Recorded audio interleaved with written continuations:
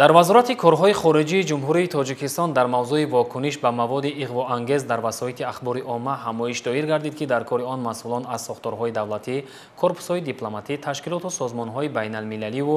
ҷамъиятӣ ва намояндагони воситаҳои ахбори оммаи ватаниву хориҷӣ иштирок намуданд. гузориши Дилшод Алсамад ва Асадуллои Қурбон аз ҷараёни ҳамоиши мазкур.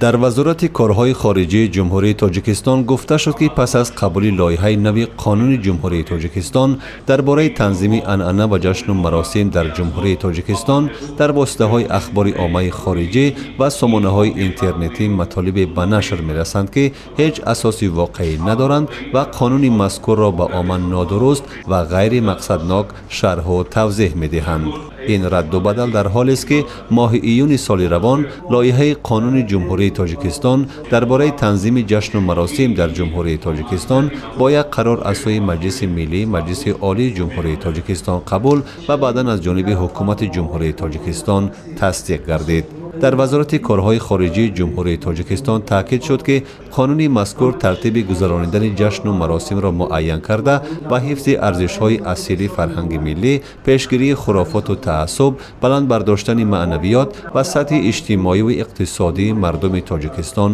равона гардидааст. намояндаи кумитаи дин, танзими анъана ва ҷашну маросими назди ҳукумати ҷумҳурии Тоҷикистон аз раванди хурофоту хурофотпарастӣ ва зиёд шудани қонуншиканиҳо зимни баргузории тӯю сур, азодорӣ, ҳоҷӣ талбон ва монанди инҳо дар чанд соли охир сухан гуфт. таъкид намуд, ки баъди қабули лоиҳаи нави қонуни ҷумҳурии Тоҷикистон дар бораи танзими анъана ва ҷашну маросим дар ҷумҳурии Тоҷикистон шумораи қонуншиканиҳо кам ва маҳфилу маъракаҳо низ ба низоми ягона ворид гардиданд. طبق آمار در دوام یک سال آخر از 135 تا 150 هزار معرکه دایر گردیده است که همه در دایره طلبات و قانون موجوده صورت گرفتند. همچنین دیگر از برآمد کنندگان از تاثیرگذاری قانون‌های ملی، خصوصا قانون جمهوری تاجیکستان درباره تنظیم انعنه و جشن و مراسم در جمهوری تاجیکستان در بهبودی وضع اقتصادی و اجتماعی خانواده‌ها و کم خرج گذراندن محفل و معرکه‌های عائلوی یادآور شدند. تاکید گردید که رسانه‌های خارجی و استفاده برندگان شبکه‌های اینترنتی که اکثراً از محدودیت‌های اعتقادی در فضای دینی تاجیکستان میگویند بدون دلیل بوده جز اغوا انگیزی و دشمنی دیگر چیزی نیست.